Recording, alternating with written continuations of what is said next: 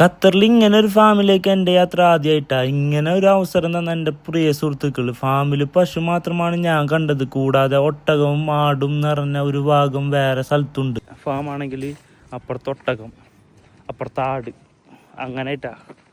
Weekend ആയിട്ട് എന്താ പരിപാടി? ഞങ്ങൾ ഷമ്മാല് 1 മണിക്കൂറാണ് യാത്ര. ഇവിടുന്ന് പോവാണ്. നമുക്ക് അവിടെ വെച്ചിട്ട് കാണാം. ഓക്കെ.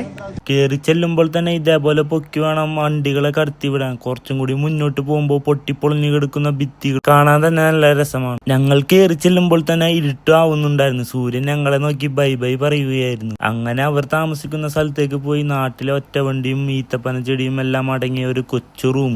അവിടെ അവർ ഹാപ്പിയാണെന്ന് മനസ്സിലായി. ഖത്തറിൽ ഒരു അറ്റത്താണേലും സമാധാനത്തിൽ ജീവിക്കാൻ പറ്റിയ ഒരു അന്തരീക്ഷമാണ് എനിക്ക് അവിടെ അനുഭവിക്കാൻ കഴിഞ്ഞത്. പീസായിട്ട് ജീവിക്കാൻ പറ്റും. അതാണ് ഏറ്റവും വലിയ ഗുണം.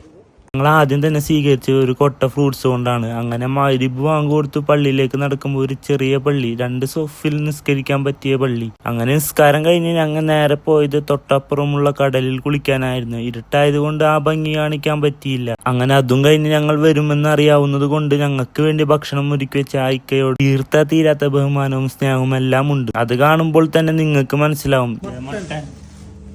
പൊറോട്ട, മീൻകറി.